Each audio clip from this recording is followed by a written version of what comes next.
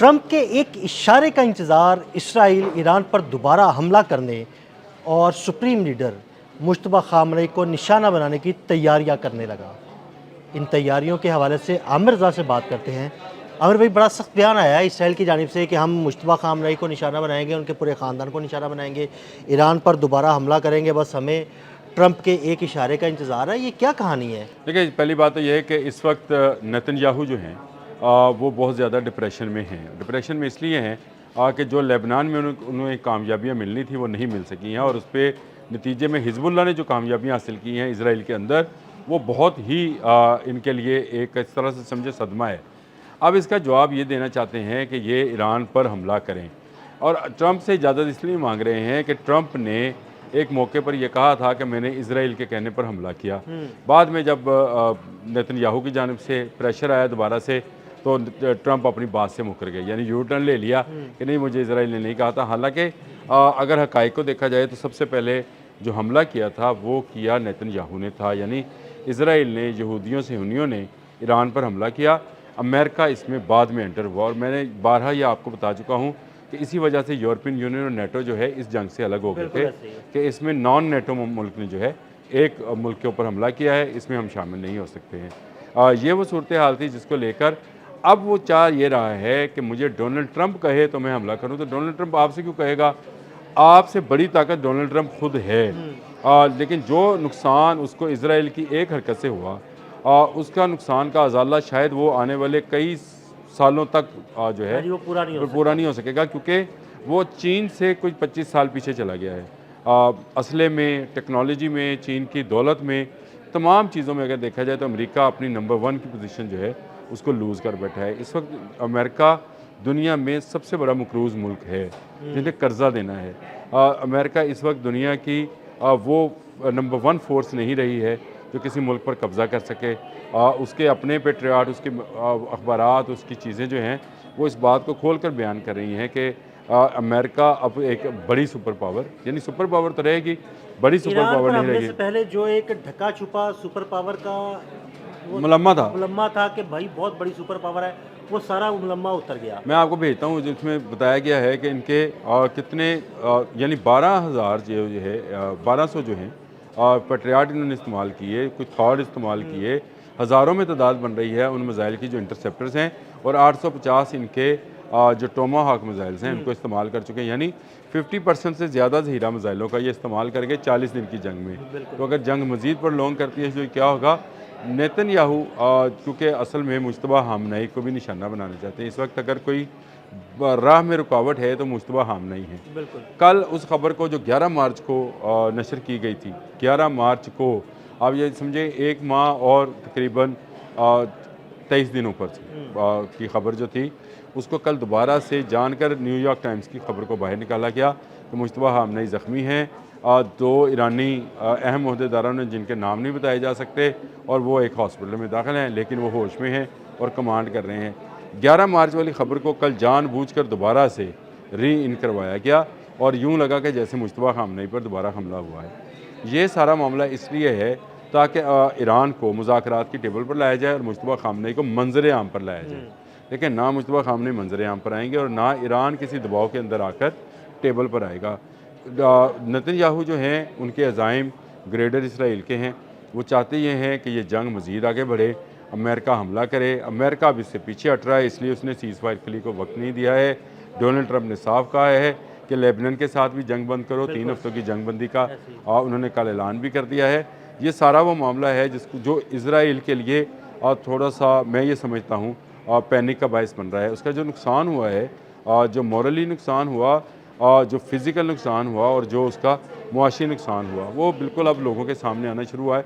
आपने और मैंने, मेरा ख्याल है, एक व्लॉग भी इस पर किया था कि इसराइल के अंदर जो बिल्डिंग्स हैं वो किस बड़ी तादाद में गिरी हैं। 23,000 क्लेम्स हैं इंश्योरेंस के, गाड़ियाँ तबाह हुई हैं, लोगों के जगह तबाह हुई है, और सबसे बड़ी बात कि उनके दमूना न्यूक्लियर पावर साइट पर हमला हुआ है। अब वो चाहता है कि ईरान पर दोबारा से एक हमला किया जाए। अमेरिका इससे बचना चाहता है। अमेरिका पहले ही अपने 2 बहरी बेड़े गवा चुका। अमेरिका अपना F-35 2 मरतबा गिरवा चुका। अमेरिका अपने बहुत सारे जहाज़ों का, जिसकी तादाद मेरी इतलात के मुताबिक तो 39 है, लेकिन उसमें C-132 हैं, फिर उसका C-130 है उनका, A-10C है, हाँ जी। बहुत सारे जहाज़ हैं। C-135 है जो रिफ्यूलिंग तैयारे हैं उनके। और उससे हटकर ईरान ये बात कर रहा है कि उसके पास नए कार्स हैं, जैसे बाकर कालीबॉफ ने कहा है। तो अमेरिका शायद ये हरकत या हमाकत दोबारा करने की ज़रूरत नहीं कर रहे हैं, लेकिन नेतन्याहू मुसलसल प्रॉम्प्ट कर रहे हैं कि अगर हमें कहा जाए, इसराइल की तरफ से ये बयान है कि हम मुश्तबा खामनई को पूरे ख़ानदान समेत निशाना हाँ बनाएंगे। निशाने बनाएंगे। कैसे बनाएंगे? देखें, कल की बड़ी खबर ये थी कि 2 इजरायली एयरफोर्स के लोग जो हाँ जी, हैं बिल्कुल। जासूस, उन्होंने इसराइल इसका मतलब इसका की इन्फॉर्मेशन जो है ना वो लीक की है, वो ईरान तक पहुंचाई इसका गई है। ये सिर्फ F-15 तक नहीं है। देखें, और लंबे अरसे से 25-27 साल से ईरान इस बात की तैयारी कर रहा है। उसे पता है कि उसका इजराइल के साथ मुकाबला होना है, और उसने वहाँ पर एक जासूसी का नेटवर्क, ये तो 2 बंदे पकड़े गए हैं। इसी तरह इजराइल को 25 साल से पता है कि उसका ईरान से मुकाबला होना है, उसने ईरान के अंदर अपना जासूसी नेटवर्क बना रखा है। इस 40 रोज़ा जंग में बहुत कम लोगों को पता है 300 जासूसों को पकड़कर ईरान फांसी दे जी चुका है, बिल्कुल, ऐसे ही है। जिनमें ख़वातीन भी शामिल हैं। उसने देखें, उसने ऑपरेशन क्लीन अली खामनई की शहादत जो है वो उनके लिए एक बड़ा धचका थी। उन्होंने ऊपर से लेकर नीचे तक दोबारा से स्कैनिंग की है, और जहाँ जहाँ जो जासूस हैं उनको पकड़ कर उन्होंने जो है जी हाँ फांसी दे दी है, या उनको लंबी कैद में फेंक दिया है, तन्हाई कैद में तन्हाई में फेंक बहुत दिया सारे है। लोगों को उन्होंने फांसी ही दी है। फांसी दी है। अच्छा, ये मामला वो था। इसके बाद इसी तरह से ईरान के जो जासूस इसराइल के अंदर हैं, आपको याद है हमने कभी लॉक किया था कि ईरानी दमूना के जो साइंटिस्ट हैं उनके एड्रेसेस, हाँ। उनके स्कूल के ये बच्चों सारी- के, इसकी सारी उनकी information बेगमात, उनकी videos, dresses, telephone number, emails, ये ये सारी सारे आप के तक सारे पहुंची। फाइल्स की सूरत में ईरानी वजारत जो इतलात थी उसने जारी किए थे। तो ये इसका मतलब ये है कि जासूसी का नेटवर्क दोनों तरफ जो है वो बड़ा कामयाब और ऑपरेटिव है। अब अगर ये कोई हरकत करेगा जिसका नाम नेतन्याहू है, तो मैं आपको एक बात बड़ी वसूख से कह सकता हूँ कि ये पहले से ज़्यादा तबाही का शिकार होगा। इसराइल के आयरन डूम को ब्रेक कर चुका है जिसका नाम ईरान है। ईरान को इनकी कमज़ोरियों और ख़ामियों का पता चल चुका है।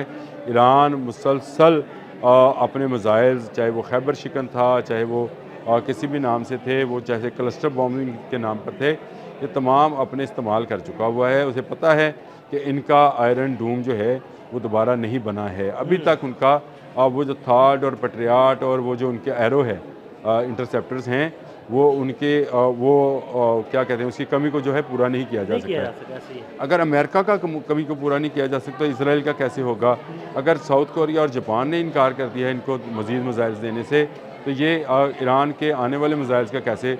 और दूसरी तरफ तैयारी का चेक करें कि ईरान अपने बैलिस्टिक मिसाइल्स के साथ अवामी इज्तिमाअत में ट्रक लेके जा, आपने फ़ोटो में तस्वीरें देखी हैं। तो मुझे ये बताएं कि जब ये एक कौम का मुराल हो, उसको आप कैसे शिकस्त दे सकते हैं? ये बिल्कुल ठीक है कि अली खामनई लाइल्मी में या अपनी बहादुरी में शहीद हुए, क्योंकि वो चाहते ये थे कि वो किसी खंदक में या किसी ऐसी जगह पर ना जाएं जहाँ पर उनको जो बाकी लोग ईरान के नहीं हैं, इसीलिए वो अपने घर के कंपाउंड में जो है शहीद हो गए।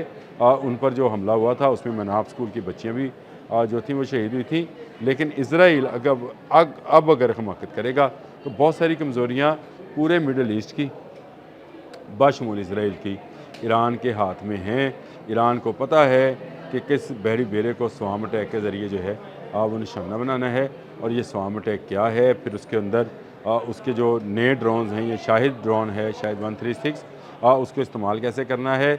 हैफा की बंदरगाह तक और जलालडार फोर्ट तक रसाई जो है, और दूसरी तरफ से हिजबुल्लाह और हौसियों का जो हमला है, इसको इसराइल कैसे बचा पाएगा, ये बड़ा मुश्किल होता चला जाएगा। मैं आपको बताऊं, ये बात कहने में बड़ी आसान लग रही है कि नेतन्याहू जो है वो चाहते हैं कि जी हमला कर दिया जाएगा, अरे मुझे डोनाल्ड ट्रंप इजाज़त दे। डोनाल्ड ट्रंप अब शायद पेड हैक्सत को भी, पेड ही हैक्सत कहूँगा मैंने, उसको नहीं कहना पेड हैक्सत, पेड हैक्सत को भी ये इजाज़त नहीं देंगे, क्योंकि इसका खमियाजा अगर अब 36 पर उसकी मकबूलियत आई है, तो मेरा ख्याल है ये 16 पे आ जाएगी, और ये डोनाल्ड ट्रंप को शायद इसको मुआवजे का भी सामना करना पड़े। ऐसी हिमाकत मेरा ख्याल है। बहुत शुक्रिया आमिर भाई। आमिर भाई ने बड़ी तफसील के साथ इस सारे मामले पर रोशनी डाली। मज़ीद अपडेट्स के लिए हमें फॉलो करते रहें। अदील अहमद और आमिर रज़ा को इजाज़त दीजिएगा। अल्लाह हाफ़िज़।